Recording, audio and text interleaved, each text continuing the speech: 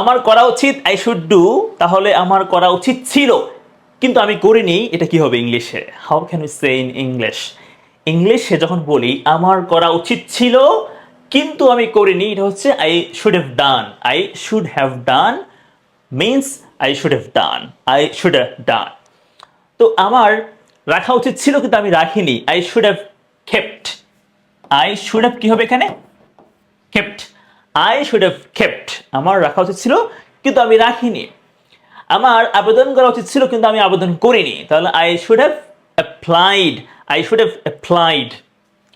Applied, apply মানে আবেদন করা, এখানে থার্ড ফর্ম হবে। হ্যাঁ, should have, could have, would have এর পরে সবসময় থার্ড ফর্ম, মাস্ট হ্যাভ, এগুলোর পরে কি হবে? ভার্বের পাস্ট পার্টিসিপল ফর্ম হবে। সো অ্যাপ্লাইড বলতে হবে, রাইট? তাহলে আই শুড হ্যাভ অ্যাপ্লাইড, আমার আবেদন করা উচিত ছিল কিন্তু আমি আবেদন করিনি। আমার সংগ্রহ করা উচিত ছিল কিন্তু আমি সংগ্রহ করিনি, সংগ্রহ করিনি। তো I should have collected. Collected, I should have collected. Okay, এবার আমি যদি বলি আমার বাস্তবায়ন করা উচিত ছিল কিন্তু আমি বাস্তবায়ন করিনি, I should have implemented. Implemented মানে এটা অর্থ কি? বাস্তবায়ন করা, ইমপ্লিমেন্ট। সো এগুলো বুঝতে হবে। হ্যাঁ, আই শুড হ্যাভ কেপ্ট, আমার রাখা উচিত ছিল কিন্তু আমি রাখিনি, মানে আপনি কাজটা করেননি এটাই বুঝাবে, রাইট? তাহলে আই শুড হ্যাভ ডান, আমার করা উচিত ছিল কিন্তু আমি করিনি। এখন যদি বলি আমার করা উচিত হয়নি কিন্তু আমি করে ফেলেছি, তাহলে কি হবে? I shouldn't have done. I shouldn't have done, আমার রাখা উচিত হয়নি কিন্তু আমি রেখে দিয়েছিলাম। I shouldn't have kept. I shouldn't have kept, আমার আবেদন করা উচিত হয়নি কিন্তু আমি আবেদন করে ফেলেছি।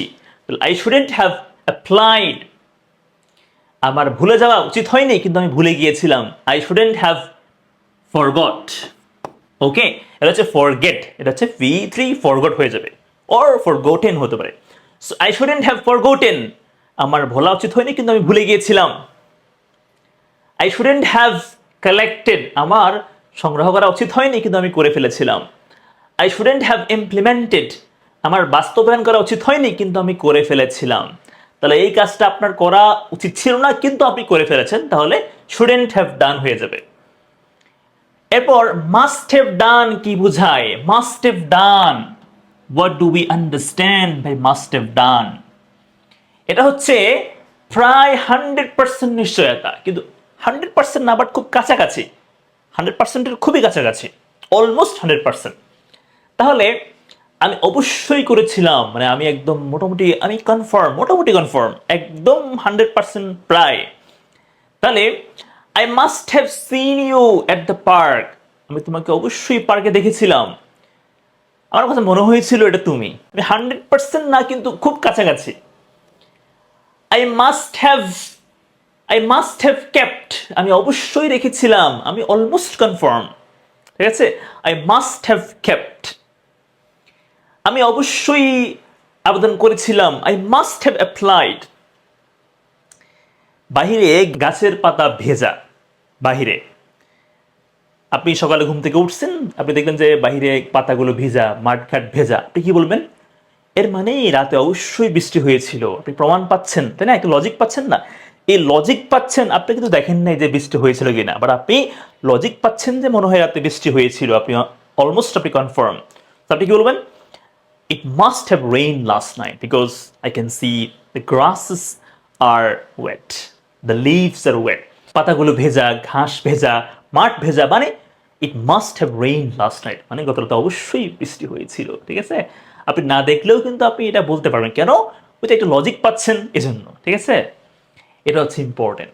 এরপর মনে করেন যে একজন লোক, মানে আপনার একজন ভাই একজন লোকের কাছে একটা ডক্টরের একটা, হি হ্যাজ এ প্রেসক্রিপশন, সেটা নিয়ে হচ্ছে গিয়ে মনে করেন যে দাঁড়ায় আছে বা হাঁটতেছে। তা আপনি ওর হাতে ডক্টরের প্রেসক্রিপশন দেখে আপনি মনে করলেন যে, আপনি মোটামুটি কনফার্ম যে সে নিশ্চয়ই ডক্টর কাছে গিয়েছিল, সে নিশ্চয়ই হাসপাতালে গিয়েছিল, তাই না? আপনি লজিক পাচ্ছেন, তো এই জন্য আপনি বলতে পারছেন যে he must have gone to the hospital, he must have mate a doctor, ঠিক আছে? তা আপনি এটা কেন বলছেন? আপনি এটা প্রমাণ পাচ্ছেন, ওর হাতে প্রেসক্রিপশন দেখে আপনার কাছে মনে হচ্ছে, আপনি একদম কনফার্ম সে নিশ্চয়ই ওখানে গিয়েছে। সো আপনি জন্যই বলছেন যে he must have gone to the hospital.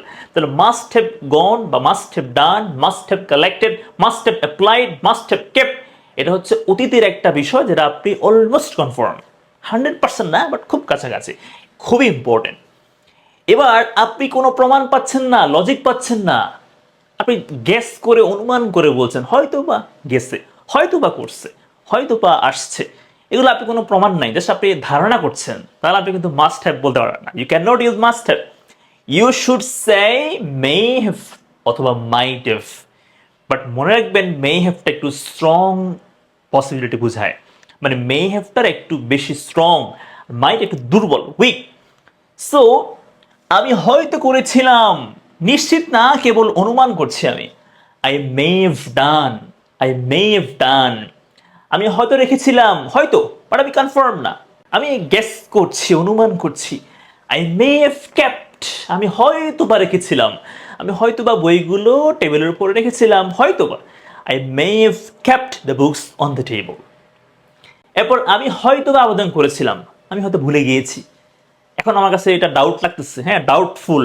So I may have applied, আমি হয়তো বা আবেদন করেছিলাম, হয়তো বা, মে হ্যাভ অ্যাপ্লাইড। আমি হয়তো বা ভুলে গিয়েছিলাম, আই মে হ্যাভ ফরগটেন, হ্যাঁ, both are fine.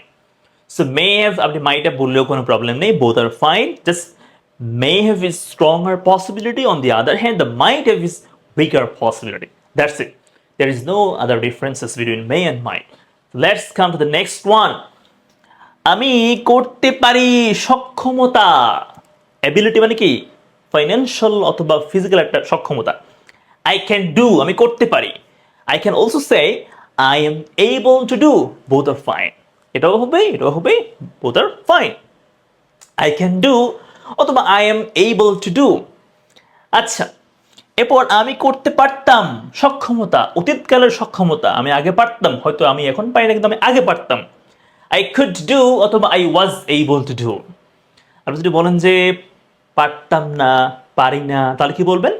I can't do, I am not able to do, আর আই কুডেন্ট মানে could not, I couldn't do, or এটা কি হবে, I wasn't able to do, right? So আমি একটা কাজ করতে পারি, আই ক্যান ডু অথবা I am able to do. আমি একটা কাজ করতে পারতাম, এটা হচ্ছে আই কুড ডু অথবা I was able to do. ঠিক আছে, আপনি কিন্তু অন্যান্য ভার্ব দিয়ে ট্রাই অবশ্যই করবেন। এখন নেক্সট দেখেন আপনারা, এরপরে কি আছে, আমি করতে পেরেছিলাম, অর্থাৎ করতে সক্ষম হয়েছিলাম একটা বিশেষ ক্ষেত্রে, জাস্ট এক মুহূর্তের জন্য, ওয়ান টাইম, একটা বিশেষ মুহূর্তের জন্য বলছি, এটা কিন্তু আমি, ইটস নট রেগুলার। পেরেছিলাম, নট পারতাম, পারতাম মানে একদম ইটস রেগুলার, বাট পেরেছিলাম মানে একটা একটা সময়ে, just one time. So it's irregular. এখানে কি হবে, I was able to do. এখানে আপনি কিন্তু কুড বলবেন না, এখানে কুড হয় না, কুড হচ্ছে রেগুলার ক্ষেত্রে হয়। ওকে, এরপর আমি করতে পারতাম কিন্তু আমি করিনি, এটা হচ্ছে আমার চান্স ছিল, সুযোগ ছিল, বাট আমি কাজে লাগাইনি, এটা ইচ্ছে করে করিনি আমি, হ্যাঁ, কোনো কারণ ছাড়া করিনি। So I could have done, আমি করতে পারতাম কিন্তু আমি করিনি। ওকে, সো আমি যদি বলি আই কুড হ্যাভ কালেক্টেড, আমি সংগ্রহ করতে পারতাম কিন্তু আমি ইচ্ছে করেই করিনি। আই কুড হ্যাভ পার্টিসিপেটেড, আমি অংশগ্রহণ করতে পারতাম কিন্তু আমি ইচ্ছে করেই করিনি। ঠিক আছে, I could have participated.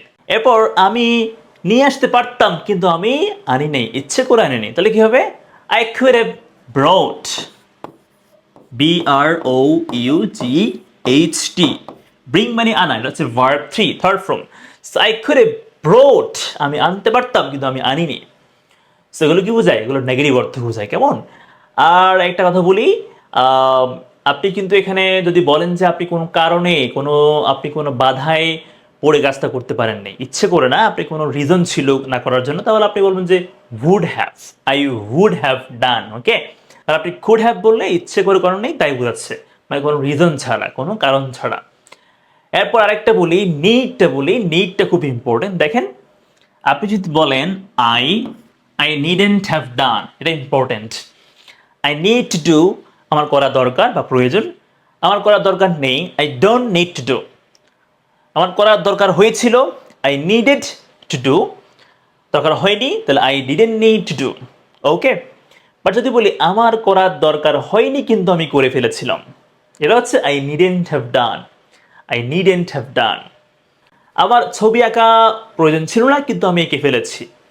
I needn't have drawn this picture. আমার এই ছবিটা আঁকা প্রয়োজন ছিল না কিন্তু আমি এঁকে ফেলেছি। আমার এই মনে করেন যে এই জিনিসটা একটা মোবাইল বলি বা একটা ঘড়ি বলি, আমার এই ঘড়িটা কেনা প্রয়োজন হয়নি কিন্তু আমি কিনে ফেলেছিলাম, তাহলে I needn't have bought this watch. আমার এই ঘড়িটা কেনা প্রয়োজন ছিল না কিন্তু আমি কিনে ফেলেছিলাম। এরপর আমার আমার ওষুধ খাওয়া প্রয়োজন হয়নি কিন্তু আমি খেয়ে ফেলেছিলাম, I needn't have taken medicine but I took. ঠিক আছে, এই যে এটা হচ্ছে কথা। So I don't think you have problems now, you have understood everything perfectly. Please practice every day, ইনশাল্লাহ you will be one of the greatest, one of the outstanding speakers. Okay, ইনশাল্লাহ। আপনারা ক্লাসটা বুঝতে পারলে কমেন্ট বক্সে ডান লিখবেন, আর কোর্সে ভর্তির জন্য এই নাম্বারে কন্ট্যাক্ট করবেন। আসসালামু আলাইকুম, টেক কেয়ার।